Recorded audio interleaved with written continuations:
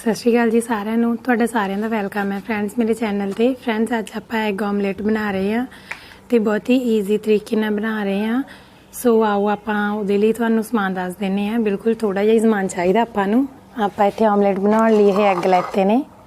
ਸੋ ਮੈਂ ਇੱਥੇ 3 ਐਗ ਲੈਤੇ ਨੇ। ਇਹ ਇਸ ਤਰ੍ਹਾਂ ਆਪਾਂ ਇੱਕ ਗਲਾਸ ਲਵਾਂਗੇ ਵੀਟ ਕਰਨ ਲਈ ਤੇ ਥੋੜਾ ਜਿਹਾ ਬਰੀਕ ਧਨੀਆ ਲੈਤਾ। ਮੈਂ ਪਿਆਜ਼ ਟਮਾਟਰ ਇਹਦੇ ਵਿੱਚ ਕੁਝ ਨਹੀਂ ਐਡ ਕਰ ਰਹੀ क्योंकि हुण इवनिंग का टाइम है। सो बच्चे खा लैन तो हजम होने च वधिया भी मतलब ठीक रहिंदा।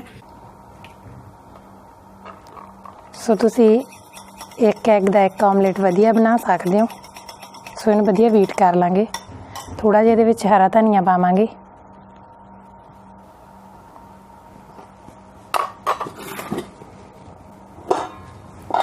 टेस्ट अकॉर्डिंग आपां इह च नमक ऐड करांगे। एक एग दे विच थोड़ा जिहा नमक, जे चाहो तो थोड़ियां जिहियां लाल मिर्चां यूज़ कर सकते हो। हल्दी भी तुसीं यूज़ कर सकते हो कलर देने लई, बट मैं नहीं यूज़ कर रही इत्थे। सो इहनूं वधिया बीट कर लांगे इस तरह चंगी तरह जिहड़ा गिलास दे विच बीट कर लांगे। सो कई बार की होंदा है कि जो हर नूं भुख लगी होंदी तो मैं इस तरह आमलेट बना के कई बार इस टाइम दे दिंदी हाँ। सो मैं सोचा भी तुहाडे नाल भी रेसिपी है जिहड़ी शेयर कर ला। कई बार की होंदा कि आपां नूं शाम नूं चाह वगैरह आपां पीने आ तां भुख लगी होंदी आ। सो फटाफट है जिहड़ी आपां इह आमलेट बना सकदे हां। सो तुसीं प्याज वगैरह ना यूज़ करो, वधिया मतलब हल्का जिहा ही बन जांदा इह आमलेट फिर। सो हुण आपां उत्थे एक तवा लै लिया, कोई भी लोहे दा भी तवा लै सकदे हो तुसीं। तो ये उपर ऑयल पावांगे आप थोड़ा जिहा, ज़्यादा नहीं आपां नूं लोड़, बिल्कुल अद्धे चम्मच तो भी घट। सो फ्रेंड्स इस तरह तवे ते आपां जिहड़ा रिफाइंड पा लिया। सो इस तरह आपां बैटर है जिहड़ा पा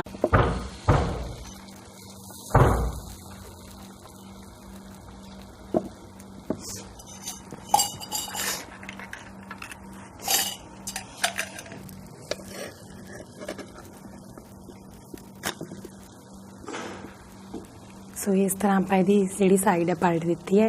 इस साइड तो बिल्कुल नीचे तो पक चुकिया है। ऑयल लाने की तो वैसे आपको लोड़ है नहीं गी, जे तुसी लोहे का तवा यूज़ कर रहे हो। मेरे को इत्थे नॉन स्टिक है, सो लोहे का भी यूज़ कर सकते हो तुसी। सो इस तरह थोड़ा थोड़ा ऑयल लगा लांगे।